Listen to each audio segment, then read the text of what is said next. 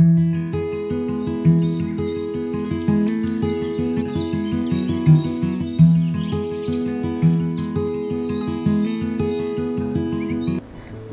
nga kabuntagon mga kapaglaom. Atong hisgutan ni ining adlaw mao nga atong morning devotional nga naguluhan usa ka lig-on determinado nga dili. Ug ang atong teksto makita sa Genesis 39 bersikulo 9 nga nag-ingon, "Busa unsaon ko paghimo kining dakong pagkadautan ug makasasala batok sa Dios." Adunay mga tawo nga huyang masinugtanon sa mga disposisyon nga malisdan sa paglitok sa pulong nga dili sa prangka. Kinsa andam nga mapahilayo sa Dios pinaagi sa mas lig-on, determinado nga kabubuton. Kini walay kusog sa sulod nga masaligan. Walay lig-ong prinsipyo nga makaluwas kanila gikan sa pagdawat sa daotang mga sugyot ug paghimo og sayop nga mga batasan. Ang moral nga mga kapaligruhan diin ang tanan, tigulang man o batan-on, nagkadaghan kada adlaw.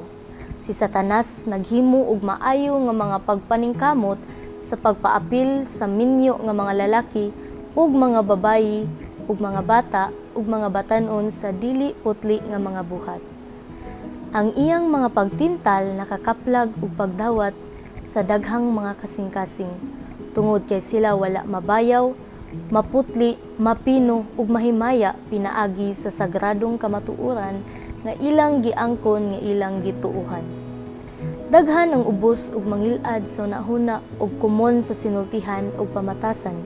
Mao nga sa diha nga moabot ang mga tentasyon ni Satanas, sila walay moral nga gahom sa pagsukol kanila og mahimo nga sayon nga tukbonon. Kita kinahanglang mabalaka kung kita dili kanunay nga mahadlok sa Dios. Kita kinahanglan nga mahadlok kung adunay bisan unsa nga pagbiya gikan sa buhi nga Dios. Kay siya lamang ang atong kusog, diin kita makadalagan ug luwas kung ang kaaway mohimo og pag-atake batok kanato sa iyang mga pagtintal. Usa kini kahilisgutan nga makapainteres sa matag kalag kanato. Unsaon nato pagtipig sa atong mga sudlanan ngadto sa kadungganan sa atubangan sa usa ka balaan nga Dios. Walay kasiguruhan alang kanato sa diha nga kita mohigda, sa diha nga kita mobangon, sa diha nga kita mogula ug sa diha nga kita mosulod. Si Satanas ug ang daotang mga manulunda nakigsabot uban sa daotang mga lalaki ug daotang mga babayi ug ang tanang kusog sa mga gahom sa kangitngit magtigom sa pagpahisalaag ug paglaglag sa matag kalag nga wala maghupot sa lig-ong mga prinsipyo ug sa walay katapusan nga kamatuoran. Ang mga barganan sa pagkamatarong kinahanglan nga itanom sa kalag.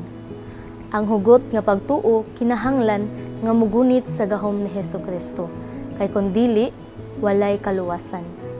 Ang malaw-ay nga mga buhat nahimong kumon sama sa mga adlaw sa wala pa ang lunok. Ang huyang nga moral nga mga gahom sa mga lalaki ug ang mga babayi niini nga panahon kinsa nagaangkon nga mga tigtuman sa sugo nakapahadlok kanako. Ang matag usa kinahanglan nga pukawon ug ipataas ang sumbanan sa kaputli. Magampo ta mga kapaglaom. Dalaygon ug silimbahon ng mga Dios nga naa ka sa trono sa mga kalangitan. Amahan, dalaygon ikaw sa walay katapusan. Kami nagdayig o nagapasalamat diha kanimo tungod sa imong pagkamaayo sa matag usa kanamo. Ginoong Dios, salamat sa pagpahinumdom kanamo amahan nga taliwala niining mangitngit ka lang nga kalibutan. Anaa ikaw amahan uban kanamo, nagagiya kanamo. Ug amahan niining mga taknaa. Ako nagahangyo nga ikaw magpadayon sa pag-uban sa matag usa kanamo, kauban sa mga viewers ug mga listeners. Ikaw unta amahan magapanalangin sa matag usa. Matalaywala amahan sa mga temptasyon, sa mga gubot niining kalibutan na ikaw unta amahan magauban kanamo ug magatabang kanamo sa pagbarog nga lig-on sa ang pagtuo diha kanimo. Ug amahan daghang salamat sa pagtubag ug pagdungog sa mga pag-ampo. Kini lamang among giampo gipasalamatan inubanan sa kapasayloan sa among mga sala sa ngalan ug gahom ni Ginoong Hesus nga among bugtong ug personal na manluluwas. Amen.